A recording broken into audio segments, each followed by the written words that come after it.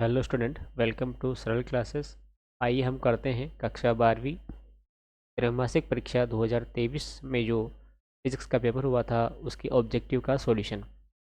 यहाँ पर जो निर्देश दिए थे उनको थोड़ा जान लेते हैं हम किस प्रकार से जो प्रश्न थे वो पूछे गए थे। यहाँ पर लिखा हुआ है कि सभी प्रश्न अनिवार्य है, सभी प्रश्न को हल करना अनिवार्य है। प्रश्न 6 से 20 तक के प्रश्न में आंतरिक विकल्प दिए गए हैं, यानी कि अथवा वाले क्वेश्चन है 6 नंबर से 20 नंबर तक के। प्रश्न नंबर 1 से 3 तक प्रत्येक प्रश्न पर 6 अंक हैं और हर एक का एक एक नंबर है। प्रश्न 4 और 5 तक के प्रश्न 5 अंक के हैं और प्रत्येक प्रश्न एक एक अंक का है। 6 से 12 तक के जो प्रश्न हैं वो 2 अंक के हैं। 13 से 16 तक के प्रश्न 3 अंक के हैं और 17 से 20 तक के जो प्रश्न हैं वो 4 अंक के हैं। और सभी प्रश्नों में आप आवश्यकता अनुसार स्वच्छ एवं नामांकित चित्र बना सकते हैं। यहाँ पर पहला ऑब्जेक्टिव प्रश्न पूछा गया है कि प्रत्येक प्रश्न में दिए गए विकल्पों में से सही विकल्प चुनकर आपको यहाँ पर लिखना है। देखिए, सबसे पहला प्रश्न यहाँ पर हमें पूछा गया है।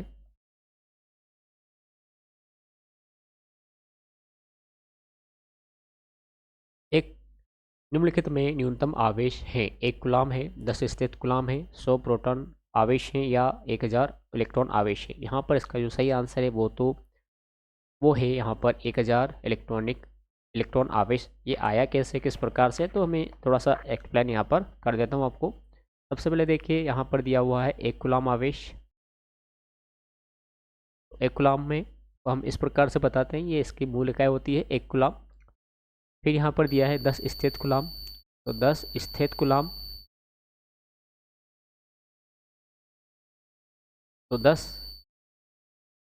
स्थित कूलम, तो एक स्थित कूलम में कितना कूलम होता है, तो वो होता है यहाँ पर 3.33 इंटू 10⁻⁻10 कूलम।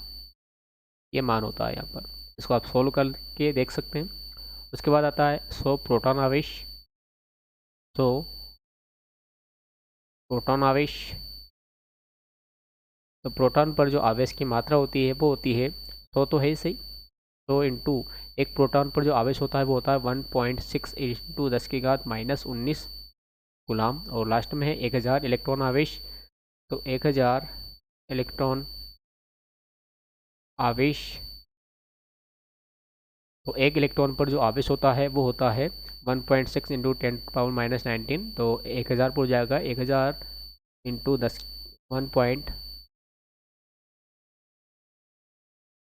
1000 इंटू 1.6 इंटू 10⁻⁻19 गुलाम। हमें यहाँ पर सबसे न्यूनतम मान पूछा है। तो यहाँ पर हम देख पा रहे हैं जैसे जैसे हम ऊपर से नीचे आते हैं तो इसका जो मान है वो घटता जा रहा है। यहाँ पर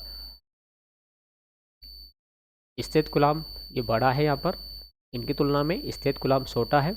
अब यहाँ पर ये प्रोटॉन आवेश ये होता है धनात्मक में। प्रोटॉन आवेश जो होता है किस में होता है, धनात्मक में होता है। और इलेक्ट्रॉनिक आवेश ये होता है ऋणात्मक में, होता है ऋणात्मक में।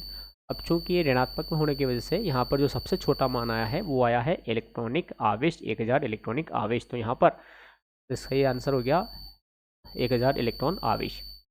दूसरा प्रश्न है यहाँ पर, धातु का पराविद्युतांक होता है। तो धातु का पराविद्युतांक ऑप्शन दे रखा है, अनंत होता है, शून्य होता है, 1 होता है या इनमें से कोई नहीं होता है। तो धातु का पराविद्युतांक अनंत होता है, ऑप्शन अ सही है। एक गोली चालक की धारिता का सूत्र है। ऑप्शन दे रखा है C बराबर 1/4πε0 R, B C equal 4πε0 R, C है 4πε0 R स्क्वायर और D है यहाँ पर C इक्वल 4πε0 R स्क्वायर। तो सही आंसर है option B, C equal 4πε0 R। एक तार को खींचकर उसकी लंबाई 3 गुनी कर देने पर उसका प्रतिरोध हो जाता है। तो यहाँ पर इसका जो प्रतिरोध होता है वो हो जाता है 9 गुना, क्योंकि जो तार का प्रतिरोध होता है पहले की तुलना में बाद का जो मान आता है वो उसके लंबाई के वर्ग के बराबर आता है। यानी कि जो प्रतिरोध है वो लंबाई के वर्ग के समानुपाती होता है, हम बोल सकते हैं। तो 3 गुना है तो 3 का स्क्वायर हम करेंगे तो ये हो जाएगा 9 गुना। विद्युत क्षेत्र का मात्रक होता है। विद्युत क्षेत्र का मात्रक क्या है, तो विद्युत क्षेत्र का मात्रक है न्यूटन। ऑप्शन दे रखा है गुलाम प्रति न्यूटन, न्यूटन प्रति कूलाम, कूलाम प्रति जूल या जूल प्रति कूलाम। तो सही आंसर है न्यूटन प्रति कूलाम, ऑप्शन बी सही है। फ्लक्स बंधता तथा धारा का अनुपात है, फ्लक्स बंधता तथा धारा का अनुपात है, ऑप्शन दे रखा है यहाँ पर विभवांतर, प्रेरकत्व, विद्युत वाहक बल और आवेश। तो देखिए फ्लक्स बंधता क्या होती है, फ्लक्स बंधता फाई होती है। धारा क्या होती है, धारा आई होती है, अनुपात दिया हुआ है यानी कि बटा आई हम कर सकते हैं, तो फाई बटे आई। ये सूत्र किसका है, तो ये सूत्र एल का है। किसका सूत्र है, ये एल का सूत्र है यानी कि प्रेरकत्व का सूत्र है। तो ऑप्शन यहाँ पर बी सही हो जाएगा। उसके बाद आगे के प्रश्नों पर हम बढ़ते हैं। प्रश्न नंबर 2, रिक्त स्थानों की पूर्ति हमें यहाँ पर करना है।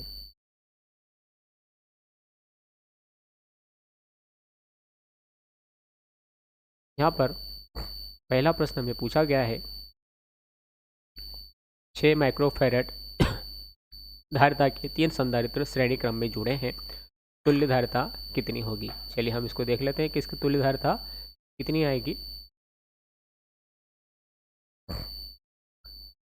यदि कोई संधारित्र श्रेणी क्रम में जुड़ते हैं तो उसकी तुल्य धारिता का फॉर्मूला होता है 1/c equal 1/c1 plus 1/c2 plus 1/c3। इसको सोल्व करना है हमें। यहाँ पर कितनी धारिता दे रखी है, 6 माइक्रोफैरड दे रखा है, तो 1/c इक्वल हो जाएगा 1/6 प्लस 1/6 प्लस 1/6। तो 1/6 को 3 टाइम्स हम ऐड करेंगे तो ये हो जाएगा 1/c इक्वल 3/6। इसको हम यहाँ पर डिवाइड कर लेते हैं, काट लेते हैं, तो ये हो जाएगा 1/2, यानी कि 1/c इक्वल 1/2। तो क्रॉस मल्टीप्लिकेशन हमने यहाँ से किया तो c इक्वल आ गया यहाँ पर 2, और ये माइक्रोफैरड में दे रखा था तो ये 2 माइक्रोफैरड। यहाँ पर तुल्य धारिता आई है 2 माइक्रोफैरड, 2 माइक्रोफैरड आपको लिख देना है। दूसरा प्रश्न यहाँ पर कि किसी परिपथ में संयोजित प्रतिरोध का ताप बढ़ने पर परिपथ में धारा का मान खालिस्तान हो जाता है। तो ये हो जाता है कम हो जाता है, यहाँ पर धारा का मान घट जाता है, कम हो जाता है या घट जाता भी आप यहाँ पर लिख सकते हैं। चुंबकीय क्षेत्र में गतिमान आवेश पर लगने वाले बल को खालिस्तान कहते हैं, तो इसे कहा जाता है लोरेंज बल। क्या कहा जाता है, लोरेंज बल इसे कहा जाता है, लोरेंज बल। विद्युत धारिता का ऐसा मात्रक खालिस्तान है, तो विद्युत धारिता का जो ऐसा मात्रक है वो है फैरेड। फैरेड। आदर्श अमीटर का प्रतिरोध खालिस्तान होना चाहिए, तो आदर्श अमीटर का जो प्रतिरोध है वो 0 होना चाहिए। प्रति चुंबकीय पदार्थ की चुंबकीय प्रवृत्ति खालिस्तान होती है, तो ये होती है ऋणात्मक। क्या होती है, ऋणात्मक होती है, तो यहाँ पर आपको ऋणात्मक लिखना है इसमें। यदि आप यहाँ पर ऋणात्मक के बजाय अल्प भी लिख देंगे तो भी इससे मिलता जुलता उत्तर हो जाएगा। प्रश्न नंबर 3, सही जोड़ी का मिलान हमें करना है। तो यहाँ पर सभी के विमीय सूत्र पूछे गए हैं, तो विमीय सूत्र आप अच्छे से लर्न कर लें, क्योंकि जो मेन परीक्षा है उसमें भी हो सकता है एक दो ऑब्जेक्टिव टाइप क्वेश्चनों में आपको विमीय सूत्र मिल जाए। पहला यहाँ पर धारा घनत्व दिया गया है, तो धारा घनत्व का जो विमीय सूत्र होता है वो होता है, कुछ में मात्रक दे रखे, कुछ में विमीय सूत्र दे रखे। तो मात्रक और विमीय सूत्र, तो धारा घनत्व का जो मात्रक होता है वो होता है एम्पियर प्रति मीटर वर्ग। तो यहाँ पर आप देख सकते हैं ऑप्शन जी में दे रखा है इसका मान, तो इसका मिलान आपको यहाँ पर कर देना है। 1 नंबर। आंतरिक प्रतिरोध, क्या पूछा है, आंतरिक प्रतिरोध। तो इसका जो भी यहाँ पर मात्रक तो नहीं दे रखा है, विमीय सूत्र दे रखा है, तो विमीय सूत्र यहाँ पर दूसरा वाला जो ए वाला है वो इसका उत्तर है, दूसरे का ए वाला। तो यहाँ पर हम 2 लिख देंगे, तो ये हो इसका Ml2T-3 M-2। चुंबकीय आघूर्ण, तो चुंबकीय आघूर्ण का यहाँ पर मात्रक दे रखा है जो होता है एम्पियर इंटू मीटर वर्ग, तो ये ऑप्शन ई में दे रखा है, तो यह हो जाएगा इसका तीसरे वाले का। चुंबकनशीलता, तो चुंबकनशीलता का यहाँ पर मात्रक दे रखा है जो होता है न्यूटन प्रति एम्पियर वर्ग, तो इसका ये सही के सामने सही दे रखा है न्यूटन A-2 न्यूटन प्रति एम्पियर वर्ग। के बाद आता है विद्युत वाहक बल, तो यहाँ पर विद्युत वाहक बल का विमीय सूत्र दे रखा है ये Ml2T-3 M-1, तो इसका मिलान आपको यहाँ पर कर देना है। ये 5वां हो गया।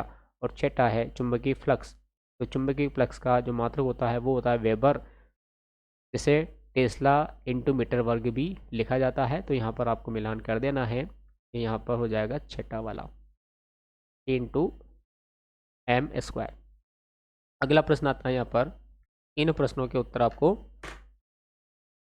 एक शब्द या एक वाक्य में देना है।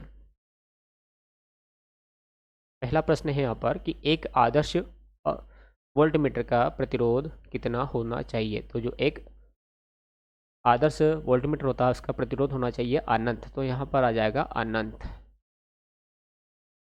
न्यूनतम संभव आवेश का मान कितना होता है। तो न्यूनतम जो मान संभव है आवेश का होता है 1.6 इंटू 10⁻⁻19 कूलाम।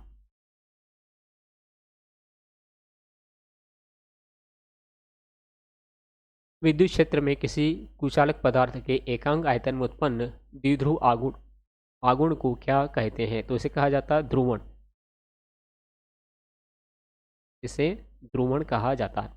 किसी चालक के अंदर स्थिर विद्युत क्षेत्र कितना होता है। तो वहाँ पर होता है 0। किरचॉफ का द्वितीय नियम किसके संरक्षण पर कार्य करता है। तो ये कार्य करता है ऊर्जा संरक्षण के नियम पर। तो यहाँ पर आ जाएगा यह ऊर्जा संरक्षण।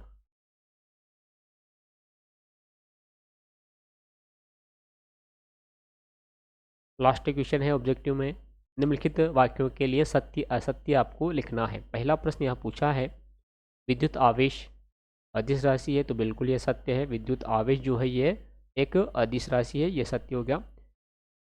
विद्युत धारा घनत्व अदिश राशि है तो गलत है। विद्युत धारा घनत्व जो है सदिश राशि है, तो ये असत्य हम यहाँ लिखेंगे।